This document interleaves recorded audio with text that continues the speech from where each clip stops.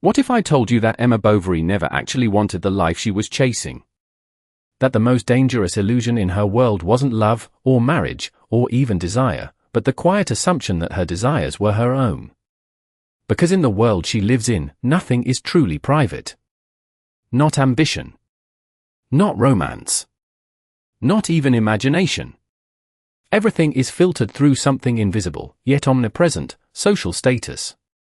And here's the first fracture in perception: why does a person begin to suffer for dreams they cannot explain? In the small provincial towns of 19th century France, life appears still on the surface. Houses don't move. Conversations repeat. Days fold into one another like they've been rehearsed. But underneath that stillness is a psychological engine constantly running: comparison. Emma Bovary exists inside that engine. She doesn't experience desire as a pure internal force. She experiences it as a reflection. A mirror held up by society, showing her what is supposed to feel meaningful.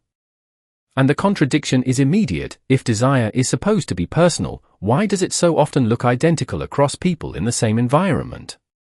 This is the first memory fragment: desire does not begin in the self. It begins in contrast. And once contrast becomes the foundation of identity, satisfaction becomes structurally impossible. But there is a deeper question here. If Emma is shaped by her environment, then where exactly does Emma begin, and where does society end? Because nothing in her world is neutral. Marriage is not just marriage. It is position. Romance is not just emotion. It is elevation. Even boredom is not just boredom, it is a signal of low symbolic status. This is where the system reveals itself: social hierarchy is not just external. It is psychological architecture. And the unsettling insight emerges slowly: Emma is not simply reacting to life. She is reacting to the version of life that has been pre-approved as valuable. Microshift: what if suffering begins not when we lack things, but when we acquire the wrong meaning for them?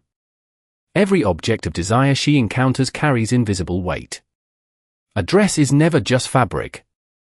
A lover is never just a person. A moment is never just a moment, it is always measured against a silent scale of worth that she did not design. And here is the contradiction that destabilizes everything: the more she tries to define her desires, the more indistinguishable they become from the desires around her. This is not personal failure. It is systemic convergence. Memory fragment: when every desire is socially mirrored, individuality becomes repetition with emotion attached. So the real question begins to shift. Not why does Emma suffer, but what kind of system produces suffering as a byproduct of aspiration? Because in this world, aspiration itself is not neutral. It is engineered. It is guided. It is socially trained through subtle reinforcement, approval, admiration, exclusion, silence. And Emma is not outside that system. She is one of its most sensitive receivers. But here is where the escalation begins: if desire can be shaped externally, then what else inside her mind is not truly hers? The stability of identity starts to crack. Because every time she believes she is reaching toward something authentic, another layer of doubt appears: was this longing discovered, or implanted? And that uncertainty becomes its own kind of psychological trap. Not because she cannot choose, but because she can never fully trust that the chooser is herself. Memory fragment: the most powerful systems do not control your actions, they control what feels like choice. So we arrive at a deeper rupture. If social status defines what is desirable, and desire defines identity, then identity itself becomes a reflection of social structure. And now the question stops being literary. It becomes unsettlingly universal. If your desires are shaped before you recognize them, then what exactly is the self making decisions at all? And somewhere inside that question, the story of Emma Bovary stops being about one woman in a provincial town, and starts becoming a mirror pointed back at anyone who has ever wondered why wanting more never feels like enough. But the deeper tension is not simply that desire is shaped externally. The real fracture begins when Emma starts to act as if she is outside of that shaping, while still being completely inside it. So the question sharpens: How does a mind recognize an illusion it is actively participating in? Because in her world, social status is not an idea you think about. It is a force you feel in every interaction. A silence at the wrong moment. A look that lasts half a second too long. A conversation where your name is spoken with slightly less weight than someone else's. And slowly, these micro-signals begin to form a map of worth. She doesn't choose to care about them. She learns that she must. Here emerges a critical shift in perspective. Status is not just a ladder people climb. It is a language people unconsciously speak. And Emma becomes fluent in it without ever consenting to learn it. Memory fragment. The most powerful social systems never announce themselves, they embed themselves in perception. But here is where the contradiction deepens. If status is shaping her desires, then why do her desires feel so intensely personal? Why do they arrive with emotion, with urgency, with the sensation of truth? This is where the system becomes almost invisible. Because it doesn't impose desire like an order. It cultivates it like memory. It attaches emotional weight to imagined futures until those futures feel like destiny. And the consequence is subtle but devastating. The more emotionally real a desire feels, the less likely it is to be questioned. Revelation begins to surface here. What if emotional intensity is not proof of authenticity, but proof of reinforcement? And once that possibility appears, everything destabilizes. Because Emma is not chasing abstract happiness. She is chasing symbolic elevation. A life that appears different when viewed from the outside. A life that signals transformation, even if nothing internally changes. Scale shift. Her longing is not individual anymore. It reflects an entire social ecosystem where meaning is outsourced to perception. And in that ecosystem, stability becomes indistinguishable from stagnation. Familiarity becomes failure. And repetition becomes invisibility. This is why the trap is so difficult to see from inside it. Because every step forward feels like self-expression. Even when it is actually conformity to a higher, unspoken standard. Memory fragment. When society defines what better looks like, improvement becomes obedience in disguise. And now the psychological conflict sharpens into something more dangerous. If every desire carries social programming, then even resistance to that system can become another form of programming.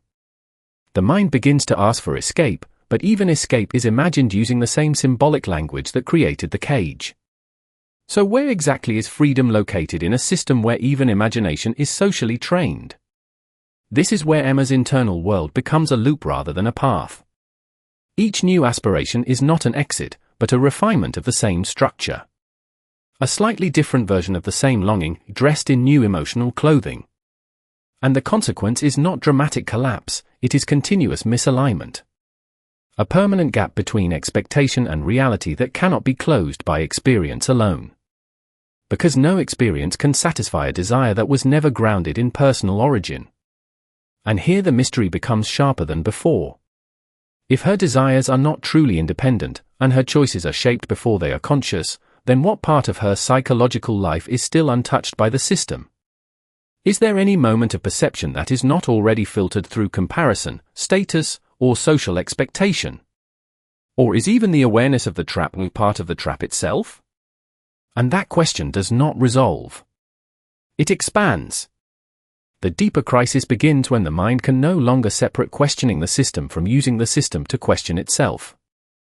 Because once Emma starts sensing that desire is constructed, a second layer of instability emerges. If desire is constructed, then so is the self that experiences it. So the question shifts again, more dangerously now. Not what do I want, but who is the I that wants? And that is where psychological collapse does not arrive as an event, but as a slow erosion of certainty. Deep context reveals something uncomfortable. Every attempt Emma makes to stabilize her identity through experience only produces more fragmentation. Each new relationship, each imagined future, each symbolic escape does not resolve the tension. It multiplies it. Because the system she is inside does not operate through denial. It operates through reinforcement. It rewards pursuit. It rewards comparison. It rewards the feeling of becoming more. And that reward structure is invisible until it is too late to step outside of it. Memory fragment, a system that rewards movement, can trap you in perpetual motion. Now the contradiction sharpens.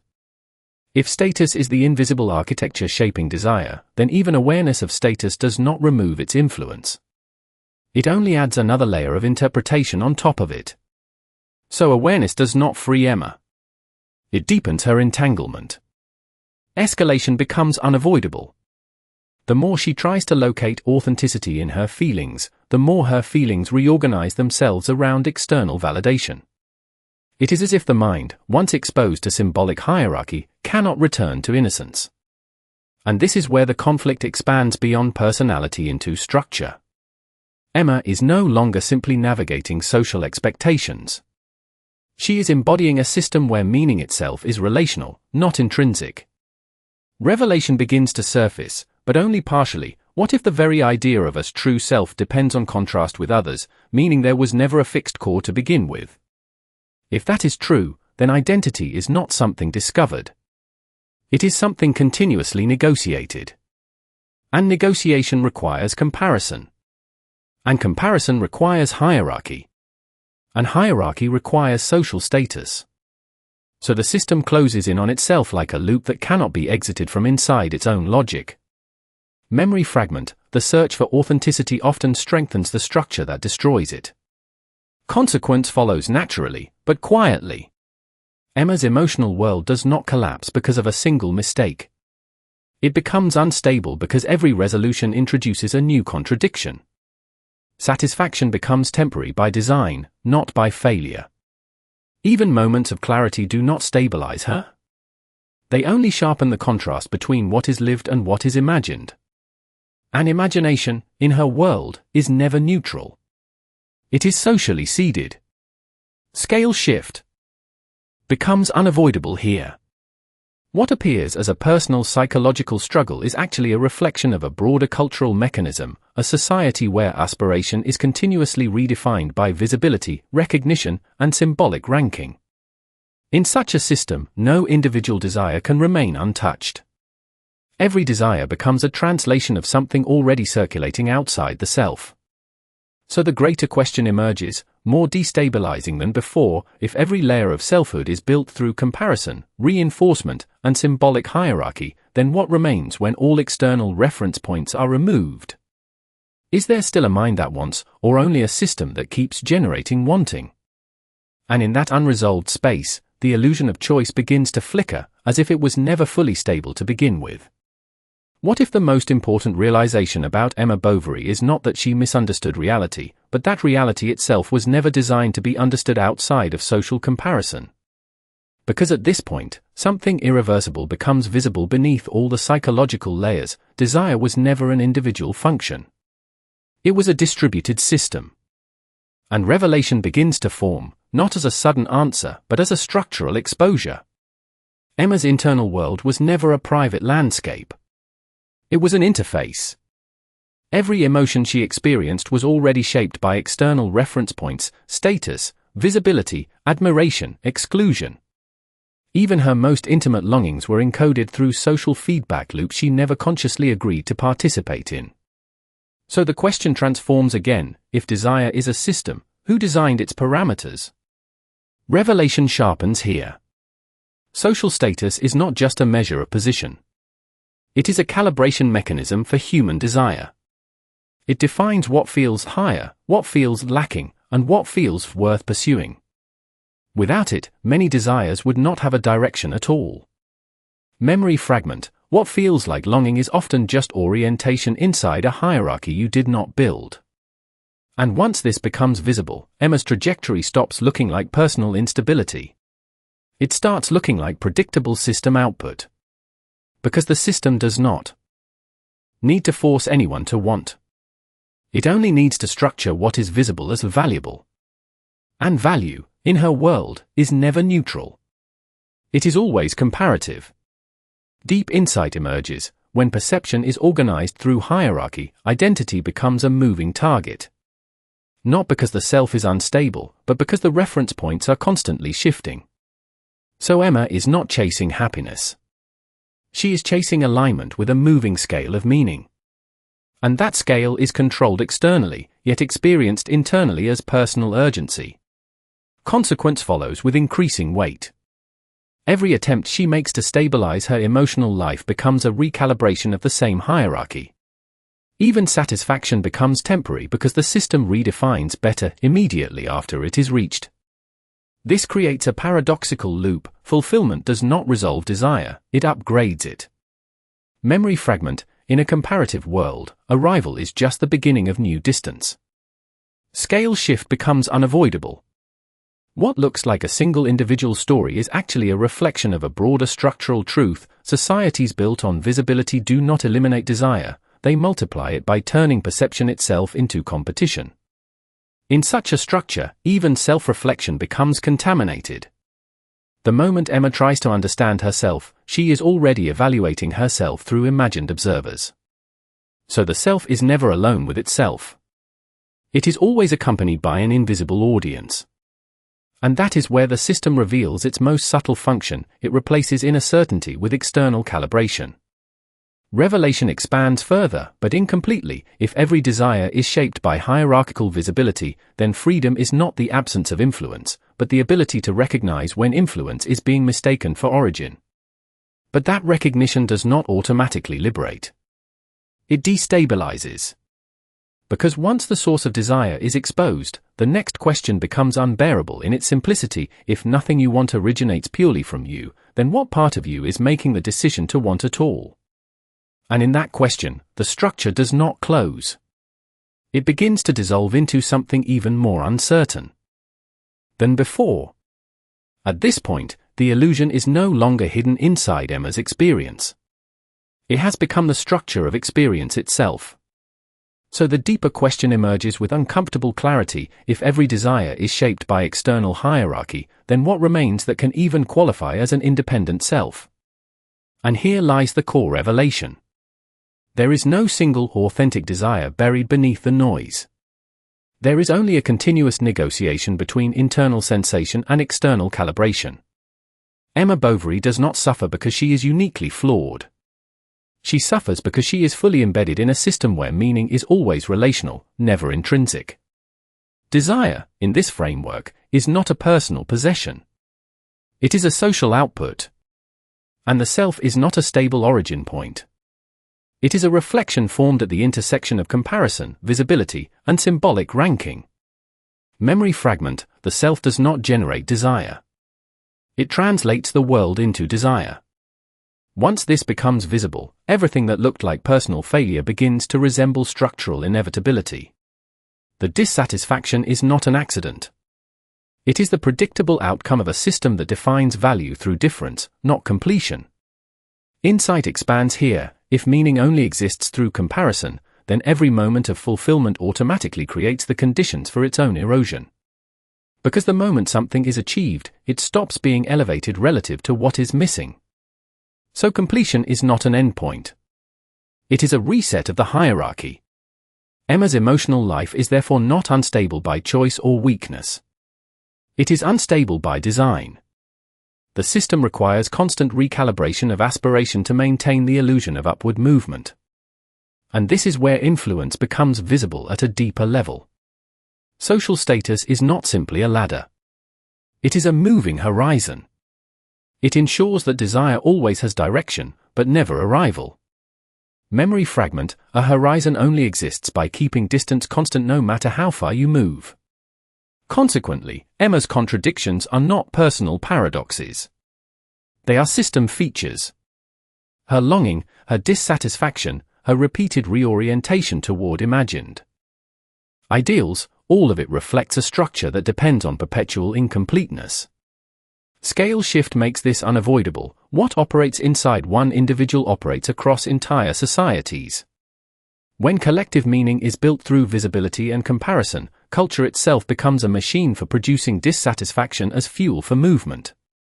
Even love, in this structure, cannot remain untouched. It becomes symbolic acceleration rather than relational stability. People are not experienced as they are, but as what they represent in the hierarchy of imagined lives. And once representation replaces presence, no experience can fully satisfy the underlying demand. Because the demand was never for reality. It was for elevation. So the philosophical weight arrives slowly, but decisively, if identity is formed through relational perception, and desire is formed through identity, then the entire architecture of human motivation rests on a loop that cannot close without dissolving itself. The consequence is not collapse. It is endless continuation. A system that can only sustain itself by ensuring that nothing ever feels enough.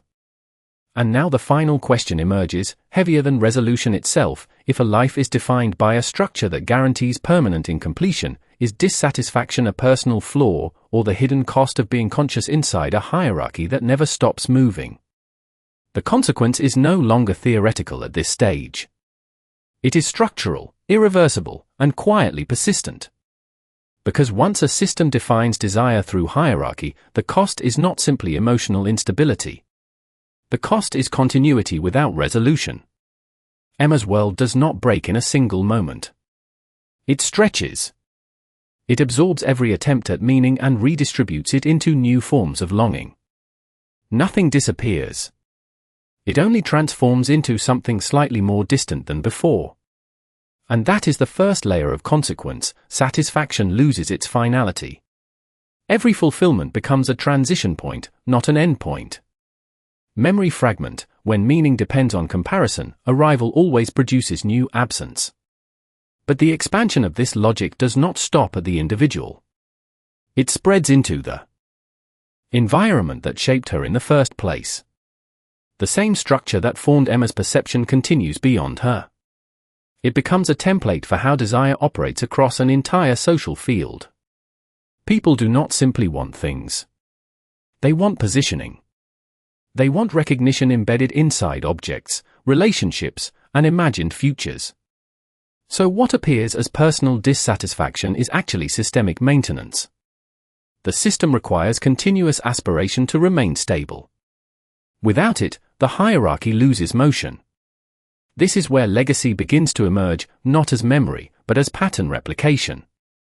Even after Emma, the mechanism persists. It does not depend on her awareness or survival. It depends on the continuation of comparison as a way of organizing meaning. Memory fragment: a structure that defines value through difference never needs individuals. It only needs observers. And so the legacy is not emotional. It is operational. The way people measure themselves. The way they interpret success. The way they convert experience into symbolic ranking. All of it reflects the same underlying architecture: meaning is never inherent, only relative. Scale shift becomes unavoidable here. What begins as a psychological pattern inside one life becomes a cultural logic embedded across time. Entire generations inherit the same invisible calibration system, even when the original source is forgotten. And this is where the emotional weight deepens. Because the most enduring influence is not the tragedy of one individual, but the normalization of their condition as universal experience. If everyone feels the same incompleteness, then incompleteness stops being recognized as a signal. It becomes reality itself. Memory fragment: when a distortion is shared by everyone, it stops looking like distortion. The reflection this produces is unsettling. It suggests that the most stable societies are not the ones that eliminate dissatisfaction, but the ones that refine it into motivation. In that refinement, suffering becomes productive. Desire becomes structured. An identity becomes a continuous negotiation with a horizon that never settles. So Emma's legacy is not confined to her outcome. It is embedded in the way modern consciousness learns to interpret lack as progress. And that is where the consequence becomes philosophical rather than personal. Because if desire is always shaped by external hierarchy, and fulfillment always reopens comparison, then what exactly would a non-comparative mind even look like? Would it still recognize meaning?